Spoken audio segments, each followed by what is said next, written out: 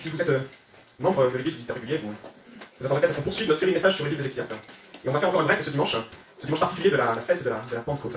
Et pourtant, vous verrez, le message n'est pas sans lien avec ce que nous avons pu découvrir sur le challenge d'une vie sous le soleil.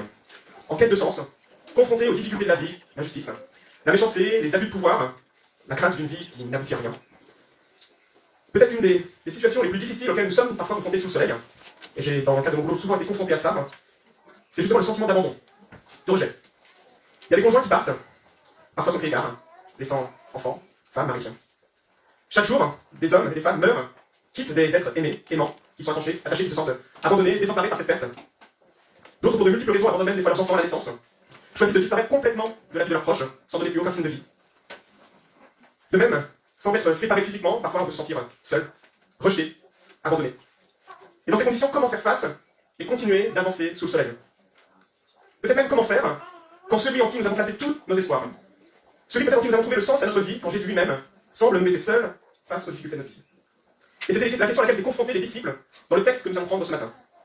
Jésus vient d'annoncer à ses disciples, des hommes, des femmes qui ont tout quitté pour le suivre, qu'il allait les laisser et qu'il allait partir. Il vient de leur laver les pieds. Lui, le maître, leur a demandé de devenir des leaders serviteurs, bouleversant complètement leur façon de voir les choses, même leur façon de voir leur être, le Messie. Il vient de leur annoncer que l'un d'eux allait le trahir, pour finir par leur dire « Je pars ». Mes petits enfants, je suis encore avec vous pour un peu de temps, vous me chercherez, et ce que j'ai dit aux Juifs, vous ne pouvez pas venir où je vais, je vous le dis aussi à vous maintenant. Ce sont les paroles de Jésus à ses disciples. Et Pierre, son disciple peut-être le plus spontané, de s'écrire quelque chose du genre « Mais Seigneur, tu ne peux pas me faire ça, toi.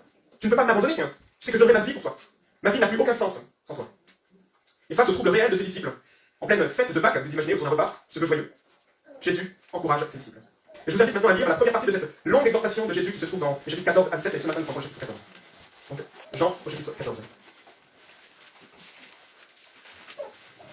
Que votre cœur ne se trouble pas. Croyez en Dieu, croyez aussi en moi.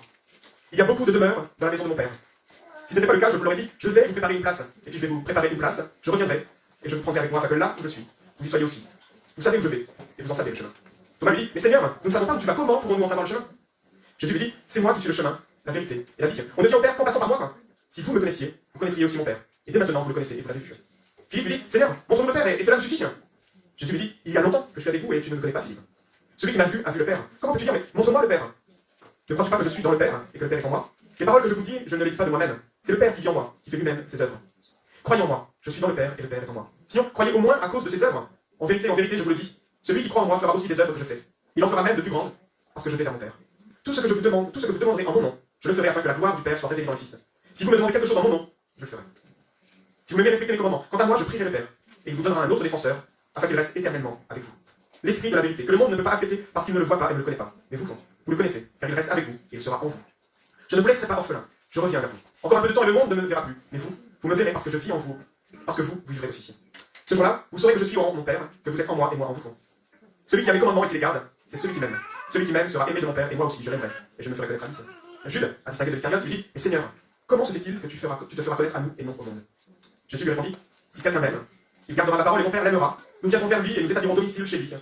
Celui qui ne m'aime pas ne garde pas mes paroles, et la parole que vous entendez ne viendra pas de moi. Et la parole que vous entendez ne vient pas de moi, mais du Père qui m'a envoyé. Je vous ai dit cela pendant que je suis encore avec vous, mais le défenseur, l'Esprit Saint que le Père enverra en mon nom, vous enseignera toutes choses et vous rappellera tout ce que je vous ai dit. Je vous laisse la paix. Je vous donne la paix. Je ne vous la donne pas comme le monde donne, que votre cœur ne se trouble pas et ne se laisse pas effrayer. Vous avez entendu que je vous ai dit, je m'en vais et je reviens vers vous. Si vous m'aimiez, vous vous réjouiriez de ce que je vais auprès du Père, car mon Père est plus grand que moi. Je vous ai dit ces choses maintenant avant qu'elles n'arrivent, afin que lorsqu'elles arriveront, vous croyez que je ne parlerai plus beaucoup avec vous, car le prince du monde vient et il n'a rien en moi. Cependant, ainsi le monde saura que j'aime le Père et que j'agis conformément à l'ordre que le Père m'a donné. Levez-vous, partons d'ici. Ici la parole de Dieu. J'aime entendre Jésus, au moment où ils sont réellement troublés, parce que Jésus vient de leur annoncer, leur dire que votre cœur ne se trouble pas. Rien qu'en lisant ces paroles, je me dis, mais combien de fois dans ma vie, Jésus n'a pas été amené à me dire, Erwan, que ton cœur ne se trouble pas. Et quelque chose me dit que je ne suis pas le seul dans ces circonstances ce matin. Cette parole de Jésus est profondément réconfortante. Jésus a constaté le trouble de ses disciples. Il a même quelque part anticipé le trouble qui va suivre quand son départ sera là, quand il sera crucifié sur le croix, et qu'ils lui demanderont, mais qu'est-ce qui se passe? Pourquoi notre Sauveur, notre Seigneur est là? Il ne fait pas de reproche par rapport à ce trouble ressenti par les disciples. Mais il exhorte les disciples à reprendre leurs esprits et ne pas être paralysés par la peur de la séparation. Il ne part pas sur la pointe des pieds, sans rien dire, en laissant un petit mot sur la table, au revoir, peut-être, sans plus de donner aucune nouvelle. Non, il prend le temps pour encourager les disciples. Alors que c'est lui-même que c'est la croix qui l'attend. Et qu'il a de quoi, quelque part, être troublé, il le dit avant. Il se sent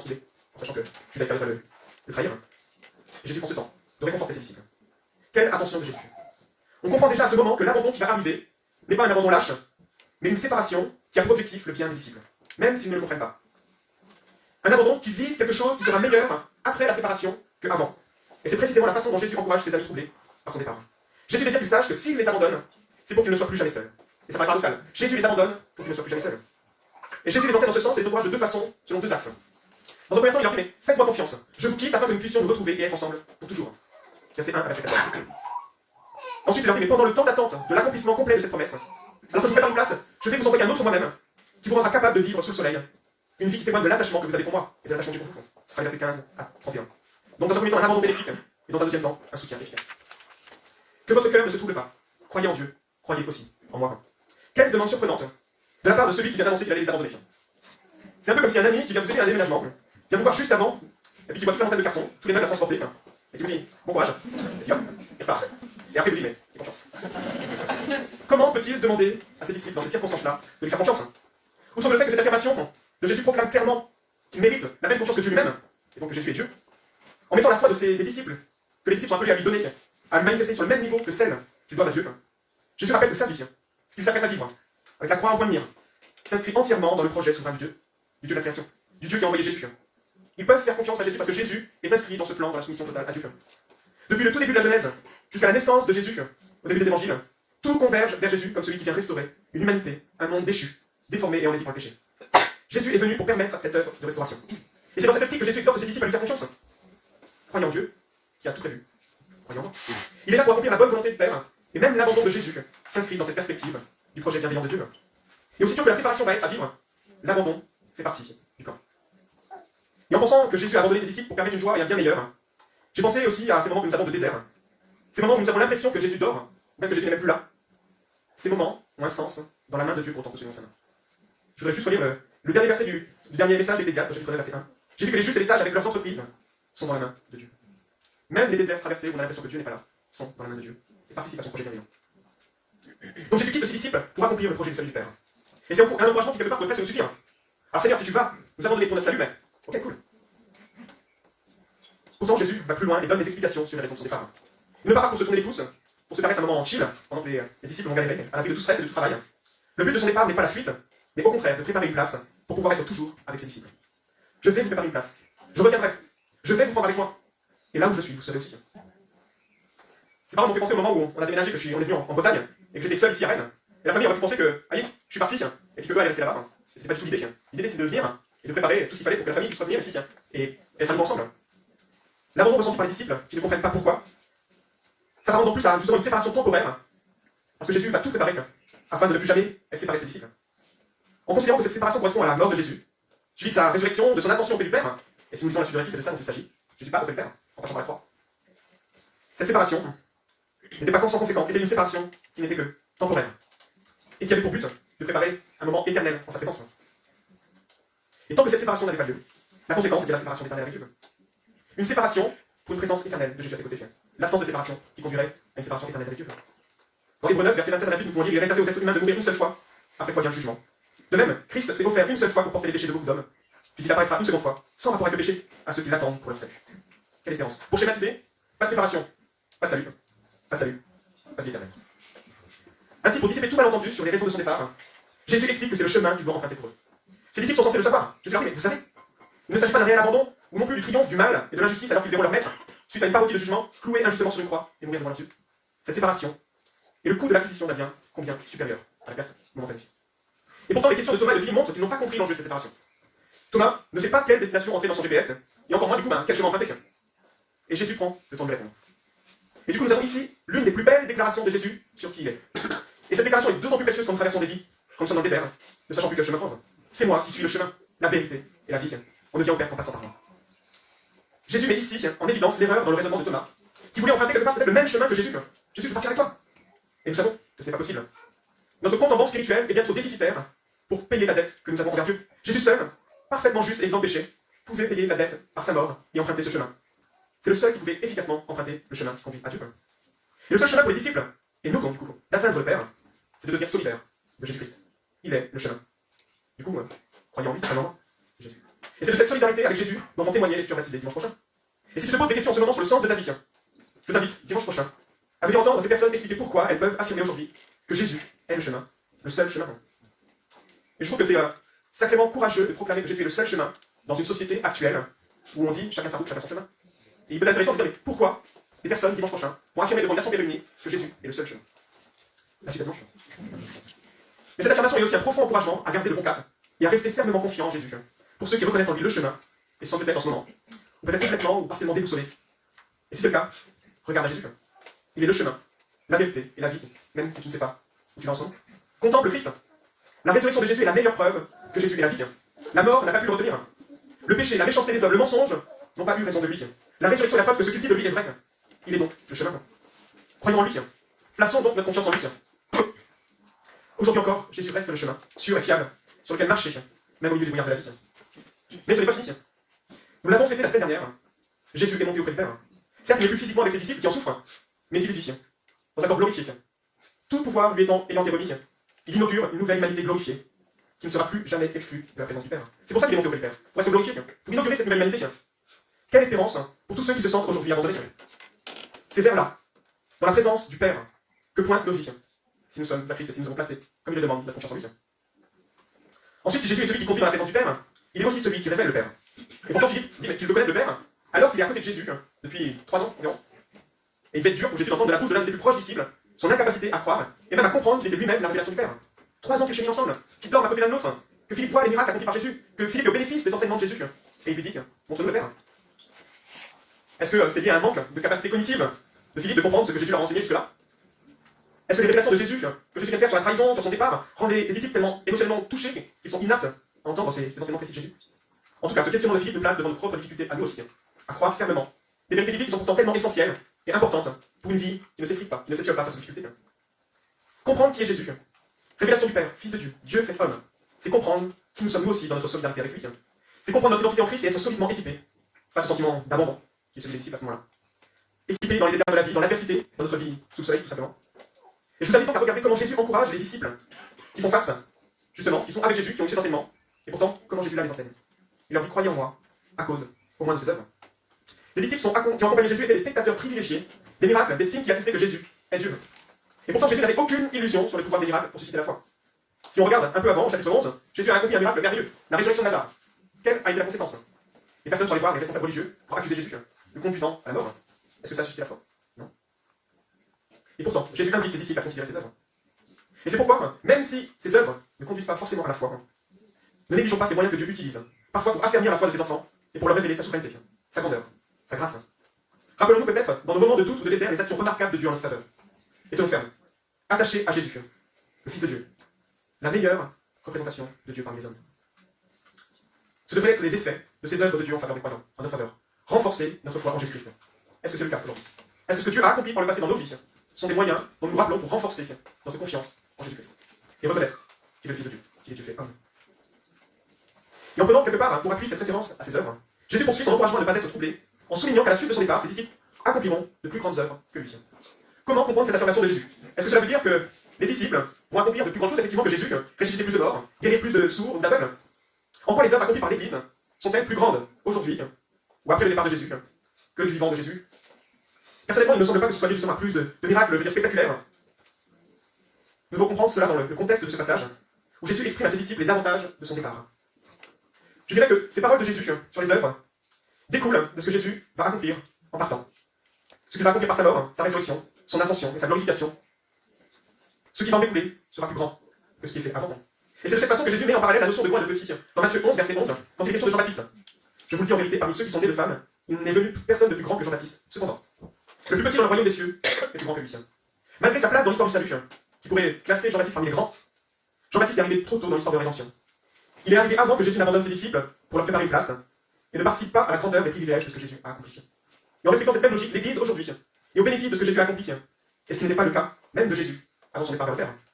Nous qui sommes de ce côté de l'histoire de la rédemption, nous avons le privilège d'intervenir et d'œuvrer dans un temps où Jésus a pleinement achevé ce pourquoi il est venu. Et ce plein achèvement, c'est historiquement tenu, on peut même peut-être débuter si on considère les répliques qui ont lieu après avec les Samaritains et les païens, le jour de la Pentecôte, le jour de la première Pentecôte. Quand le Père a envoyé sur ses disciples le Saint-Esprit, qui leur a été promis, afin d'être témoins sur toute la terre. Ainsi, loin de troubler les disciples abandonnés, la mort de Jésus à la croix et son départ auprès du Père devrait être une profonde source de confiance, alors que c'est par là même que Jésus a accompli le plan de salut du Père. leur assurant une place éternelle à ses côtés, leur permettant de ne plus être complètement déboussolés dans les déserts de la vie, mais bien plus, permettant aujourd'hui à son Église d'entrer dans des œuvres bonnes qu'il a préparées d'avance pour lui, pour nous afin que nous les pratiquions. C'est ce que dit Paul dans l'Épître aux Éphésiens. Et au vu du texte de ce matin, j'aime avoir dans ces œuvres pratiques préparées d'avance, plus qu'une simple to-do list. Bon, Jésus a prévu une liste, pas qu'on doit cocher les cases. Nous pouvons y découvrir les conséquences de l'ascension de Jésus auprès du Père, les conséquences de l'abandon des disciples ici sur terre, ces œuvres plus grandes que nous pouvons accomplir en Jésus. Mais ce n'est pas tout. Non seulement son départ vers la croix et vers le Père était pour nous bien meilleur que s'il était resté, mais comme je l'ai déjà mentionné, comme nous l'avons lu dans le texte de Jésus, dans le temps de sa présence auprès du Père et de son absence auprès des disciples, ne laisse pas les disciples orphelins. Et il a pourvu un soutien efficace dans la personne du Saint-Esprit. Quant à moi, je prierai le Père et il vous donnera un autre défenseur afin qu'il reste éternellement avec vous. Le défenseur, l'Esprit Saint que le Père enverra en mon nom, vous enseignera toutes choses et vous rappellera tout ce que je vous ai dit. Cet encouragement de Jésus se passe comme le précédent en deux étapes. Un temps d'exposé théorique, puis un temps de question-réponse. Et avant de prendre le temps de regarder ensemble qui est ce soutien et de quelle façon il soutient efficacement le croyant, en l'absence de physique de Jésus à ses côtés, j'avoue que j'ai été interpellé par la façon dont Jésus introduit l'envoi du Saint-Esprit. Si vous m'aimez, respectez les commandements. Et après, il dit quant à moi. Pourquoi rappeler ici que aimer, c'est obéir? Qu'il n'y a pas d'amour sans obéissance. Jésus vient de rassurer ses disciples en leur expliquant que son départ vers le Père leur est favorable. Il s'appelle maintenant à continuer de dissiper leur trouble en leur expliquant qu'ils ne laissent pas réellement seuls, leur envoie le Saint-Esprit. Mais pourquoi associer amour et obéissance ici au verset 15? D'ailleurs, cette notion de l'amour et de l'obéissance, à la parole reviendra quand Jésus va répondre à la question de Judas. Pourquoi tu ne feras pas connaître, te feras connaître à nous et pas aux autres? Et là, on a répondu Jésus associe l'amour et l'obéissance à la présence de Dieu dans la vie du disciple. Et il me semble que nous avons là une clé de compréhension. En fait, la réaction normale, quand Jésus termine sa première partie de l'exhortation, il me semble être, mais Seigneur, honnêtement, même si je commence peut-être un petit peu à comprendre ce que tu me dis et ce que tu as accompli, et pourquoi tu parles, même si je suis reconnaissant, tu me connais, mon amour est souvent tiède, ma bonne volonté inefficace, insuffisante. Et c'est précisément face à ce dilemme qu'il me semble que nous place l'affirmation de Jésus. Nous sommes incapables de répondre de façon adaptée à l'amour de Jésus. Et nous avons besoin d'une aide. Nous avons besoin de son aide. Nous avons besoin que nos cœurs soient complètement transformés. Nous avons besoin que nos cœurs de pierre, froids, durs, soient transformés en cœurs de chair. Nous avons besoin de crier à Dieu notre incapacité de l'aimer, de lui obéir. Alors j'imagine dès lors les disciples qui étaient dans la chambre haute après le départ de Jésus, les disciples que Jésus avait invités à attendre l'arrivée du Saint-Esprit, ces disciples étaient en train de prier pour la venue du Saint-Esprit. Et j'imagine, au vu de cela, prier, mais Seigneur, change nos cœurs. Équipe-nous pour t'aimer, équipe-nous pour t'obéir, pour te servir. Équipe-nous pour accomplir les œuvres bonnes que tu as préparées d'avance pour nous, pour être tes témoins. Jésus, transforme-nous, envoie-nous ton Saint-Esprit. Quant à moi, je prierai le Père, et il vous donnera un autre défenseur, afin qu'il reste éternellement avec vous. Mes amis, c'est ce qui est arrivé dans la vie de ces hommes et de ces femmes réunis, priant dans cette chambre haute, en s'attendant à Dieu le jour de la Pentecôte. Nous arrêtons parfois, trop souvent, sur l'aspect visible, audible de ce qui s'est passé ce jour-là, en nous demandant, mais est-ce que cette manifestation visible et audible est dans ma vie? Est-ce qu'elle doit se passer de la même façon aujourd'hui? Et la question a du sens. Mais elle ne doit pas occulter l'essentiel, au risque d'avoir une vision décentrée sur ce qui s'est réellement déroulé ce jour-là. Parce que ce jour-là, suite à la prière de Jésus auprès de son Père, Jésus qui était élevé auprès du Père, glorifié, le Père a envoyé son esprit dans la vie de ces hommes et de ces femmes, rassemblés, et maintenant transformés, équipés, pour vivre une vie qui aime Dieu, une vie qui obéit. C'est ce qui s'est passé ce jour-là. Le Saint-Esprit a transformé le cœur de ces hommes et de ces femmes. Si nous lisons ce que Jésus dit, en fait, il les a mis à part. C'est là le Saint-Esprit. Il les a sortis du monde pour appartenir à Christ. Eux qui comprennent maintenant le Christ, alors que le monde ne le connaît pas. Le Saint-Esprit leur permet de les passer de la mort spirituelle à vivant maintenant avec le Christ. Jésus dit, vous vivrez avec moi. Et ça, c'est l'œuvre du Saint-Esprit. C'est ce qui s'est passé ce jour-là de la Pentecôte. Rendu capable d'être témoin de Jésus dans un monde qui ne le connaît pas. Capable enfin d'obéir à ses commandements, manifestant ainsi un amour réel, véritable. Une obéissance qui vient du cœur. Habité par l'esprit de vérité, rendant enfin possible la compréhension des enseignements de Jésus. Rendant enfin compréhensible pour les disciples le départ de Jésus. Pourquoi la croix? Pourquoi la résurrection? Pourquoi l'ascension? Pourquoi cette glorification? Le Saint-Esprit lève le voile, comme nous l'avons vu ce matin, pour connaître Christ. Ce Saint-Esprit qui est désigné ici comme étant le consolateur, le mot grec c'est paraclète. Quand nous entendons ce mot, nous voyons forcément le Saint-Esprit qui est là pour assécher les larmes du croyant face au trouble qu'il peut y avoir. Mais le mot est beaucoup plus varié que cela. Il désigne aussi l'avocat. Dans la littérature non chrétienne de l'époque, c'était l'avocat qui se tenait là pour la défense. Et cet avocat, il y a cette référence à la personne qui se trouve aux côtés d'eux, qui est au conseil, qui est un conseil, qui permet de comprendre. Tout ça sont caractéristiques du ministère du Saint-Esprit dans la vie du croyant. Mais il est aussi celui par lequel Jésus et le Père viennent faire leur demeure dans la vie du croyant. C'est quelque chose qui est complètement fou. La Trinité complète, engagée dans la vie du croyant. Jésus qui prie le Père qui envoie l'Esprit, et la Trinité qui vient habiter dans la vie du croyant. Quel processus de régénération dans la vie d'hommes et de femmes, nous l'avons vu, incapable de comprendre réellement ce que Jésus leur enseigne. Quand je regarde cette liste, de ce qui s'est passé le jour de la Pentecôte et qui se passe chaque jour quand une personne place sa confiance en Dieu et ses convertis, je dis waouh, quel changement. L'exhortation de Jésus, que votre cœur ne se trouble pas, me semble du coup tout de suite beaucoup plus réalisable et réaliste. Parce que la grâce de Dieu, la puissance de Dieu est à l'œuvre maintenant dans la vie des hommes et des femmes, incapables quelque part d'accomplir ce que Jésus demande. Des hommes et des femmes qui ne sont plus maintenant tétanisés par le sentiment d'abandon, recroquevillés dans la peur, orphelins sans Jésus. Il a dit, n'est-ce pas orphelins? Il en a fait maintenant des enfants du Père, pleinement adopté. Et c'est ce que le Saint-Esprit témoigne dans la vie du croyant, nous sommes Romains. Le Saint-Esprit crie Abba Père. Il a transformé des hommes lâches qui ont fait Jésus quand il a été arrêté, qui l'ont même renié pour certains, en hommes et en femmes, qui ont tout sacrifié, jusqu'à leur vie, à cause de leur Seigneur Jésus-Christ. Et tout ce que nous disons dans les actes n'est possible en fin de compte que si, parce que le Saint-Esprit a été donné. Tout cela a été incapable. Les hommes et les femmes que l'on aperçoit dans le livre des actes auraient été incapables, sans l'action du Saint-Esprit, d'accomplir ce qu'ils ont fait. Mon ami, si tu es à Christ, si tu as répondu favorablement à croire en moi, quand Jésus te l'a demandé, c'est cet esprit qui est à l'œuvre dans ta vie aujourd'hui. C'est tout simplement. L'esprit de Dieu est à l'œuvre en ce moment de ta vie. Il te pousse à l'appeler Père. Il t'assure que rien ne peut t'arracher de sa main forte, protectrice, la main glorieuse de Dieu. Il t'assure que l'espérance que tu as placée en Dieu n'est pas vaine, et qu'un jour Jésus viendra te chercher pour être toujours avec lui, séchant chacune de tes larmes. Et c'est ce que j'explique Jésus à Jude. Seuls les disciples peuvent connaître réellement Christ, parce qu'un changement de cœur doit être opéré par le Saint-Esprit. Pour dire autrement, il est indispensable de connaître notre pleine capacité à connaître Christ, de l'aimer, de lui obéir, de venir se jeter à ses, sans venir se jeter à ses pieds pour qu'il transforme nos cœurs. Nous avons besoin de ça afin de connaître réellement Jésus-Christ. Et pourtant, comme Philippe, certaines personnes peuvent passer des années à côté de Jésus. Entendre parler de Jésus, entendre la parole de Dieu, entendre la parole de vérité proclamée dimanche après dimanche, être même au bénéfice de la communion fraternelle et des dons de l'Église, du coup sans réellement connaître Christ. Et si tu penses, ou si tu te rends compte que c'est ton cas ce matin, ne tarde pas. Peut-être dans le secret de ton cœur maintenant, cours aux pieds de Jésus. Peut-être après le culte en rentrant avec un ami à la maison, et jette-toi à ses pieds. Et demande-lui, mais transforme, Seigneur. Mon cœur de pierre, mon cœur de chair. J'entends parler de toi depuis tant d'années, mais je sens que mon cœur est dur. Transforme, envoie-moi ton esprit pour transformer, et que je te connaisse enfin, réellement. Il peut y avoir un faux semblant de croire que l'on connaît déjà Jésus, et qu'en fait nos vies n'ont pas réellement transformé, et qu'on ne dit pas l'obéissance et la Seigneurie de Christ dans nos vies. Quel danger. Implorons-le, pour que le Seigneur fasse cette génération dans la vie de chacun. Pour conclure, j'aime les dernières paroles de Jésus dans ce chapitre. Levez-vous, partons d'ici. Ces paroles permettent de comprendre que le reste du discours de Jésus, dans les chapitres qui vont suivre, se fait sans doute en marche, alors qu'il se dirige vers le jardin, où Jésus va être arrêté. C'est ce qu'il dit, dire que le méchant arrive, que l'heure du méchant arrive. Jésus vient d'enseigner ses disciples que aimer c'est obéir, que l'Esprit de Dieu, dont le croyant le conduira par amour à l'obéissance, se soumettant pleinement à la Seigneurie de Christ, que l'Esprit leur sera donné après son départ auprès du Père, une ascension qui passe d'abord par l'abaissement de la croix, et qu'ils ont dès lors toutes les raisons de ne plus être troublés par son départ. Maintenant, Jésus se met en route avec ses disciples, pour obéir lui-même au Père, se rendant sur un lieu, le lieu de son arrestation, au vu de son exécution. Et alors qu'il est de nature, pleinement de nature divine, pleinement un avec le Père, il se soumet volontairement au Père, qui déclare même plus grand que lui, se donnant en exemple à ses disciples, un modèle vivant de ce qu'il sera appelé à vivre, habité par le Saint-Esprit en eux.